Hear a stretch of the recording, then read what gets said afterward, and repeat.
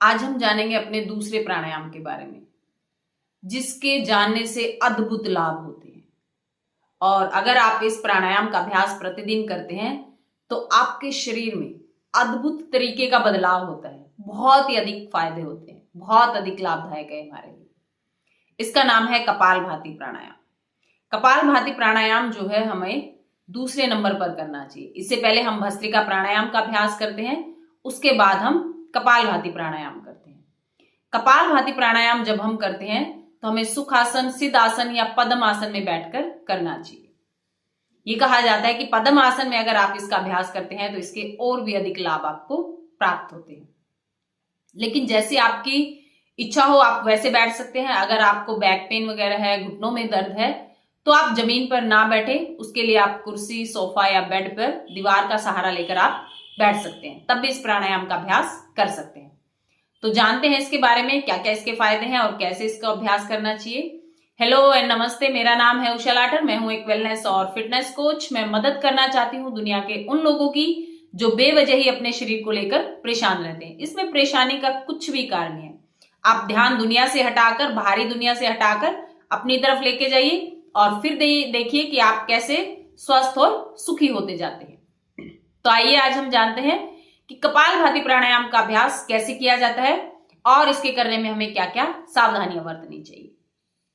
कपालभाति प्राणायाम जब हम करते हैं तो किसी भी आरामदायक स्थान पर आप बैठ जाने हैं, किसी भी ध्यान मुद्रा में बैठ जाने हैं। आप चाहो तो ज्ञान ध्यान मुद्रा आप लगा सकते हैं। दोनों हाथों को घुटनों पर रखेंगे, सहजता से आंखें बंद करेंगे, कमर और गर्दन एकदम बिल्कुल सीधी रखेंगे, बिल्कुल सीधी कमर गर्दन। लंबी गहरी सांसें लेंगे दो, खींच के, फिर बाहर छोड़ेंगे आराम से। फिर से लंबी गहरी सांस लेंगे, फिर बाहर छोड़ेंगे। जब हम कपालभाति प्राणायाम का अभ्यास करते हैं तो सिर्फ और सिर्फ सांसों को बाहर छोड़ने पर ध्यान दिया जाता है। सांसों को बाहर छोड़ना है। सांसों को कैसे लेना है, इस क्रिया पर आपको बिल्कुल भी ध्यान नहीं देना है। सांस अपने आप अंदर जाएगा जितनी आपको जरूरत है।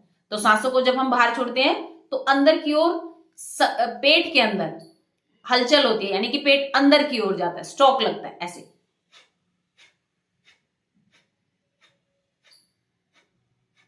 हमने सिर्फ रेचक प्रक्रिया पर ध्यान देनी है। भस्त्रिका प्राणायाम में हमने पूरक और रेचक की थी और कपालभाति प्राणायाम में हम सिर्फ रेचक क्रिया करते हैं, यानी कि सांसों को बाहर छोड़ते हैं इस तरह से।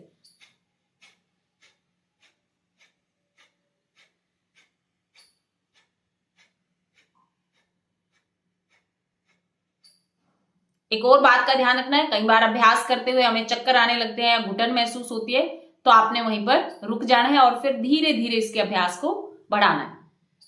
कम से कम आप इसको 7 मिनट तक करेंगे। 7 मिनट के दौरान अगर कंटिन्यूसली नहीं होता है तो बीच में आप ब्रेक ले सकते हैं।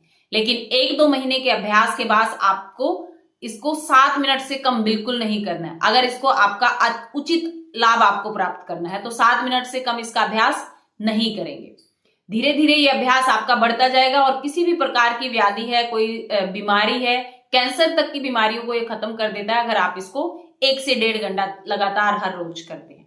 मोटापा कम करने में ये सहायक होता है, वजन घटाने में सहायक होता है, ओबेसिटी को कम करता है, बीपी को नॉर्मल लेकर आता है। लेकिन एक सावधानी रखनी है, अगर आपका बीपी हाई रहता है तो आपको धीरे करना है। अगर आपका बीपी लो रहता है तो आपने थोड़ी सी गति इसकी बढ़ा देनी है, इस प्रकार से। और स्लो जो करना है इस प्रकार से करना है। फिर देखिए कि आपके जीवन में कितनी खुशियां और कितना आनंद आता है। जब हम इसका अभ्यास प्रतिदिन करते हैं तो हमें खांसी, जुकाम, नजला और जो कि दुनिया की सबसे बड़ी बीमारी है कॉन्स्टिपेशन, यानी कि कब्ज होना, पेट से संबंधित जितनी भी बीमारी हैं, अगर आप लगातार इसका अभ्यास करते हैं तो धीरे धीरे ये समाप्त होनी शुरू हो जाती है। अब देखो, पूरा ध्यान हमारा ऑर्गन्स के ऊपर रहना चाहिए। जब हम स्ट्रोक लेते हैं, सांस को बाहर छोड़ते हैं, फील करके देखो, आंखें बंद करो, फील करो, पूरा स्ट्रोक अंदर की ओर जाता है।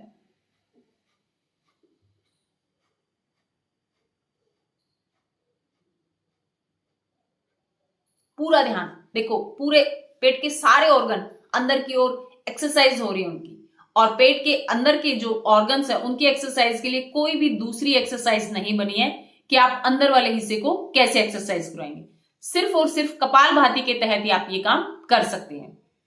और कपालभाति जब आप लगातार करते हैं और इसके अल्टीमेट आपको फायदे होते हैं, आपके चेहरे की चमक बढ़ जाती है, आपके कपाल का तेज बढ़ जाता है, आपकी एनर्जी लेवल बढ़ जाती है, आपकी हर कार्य को करने की क्षमता बढ़ जाती है, आपके अंदर सोचने समझने और बुद्धिमत्ता से काम करने की क्षमता आपके अंदर बढ़ जाती है।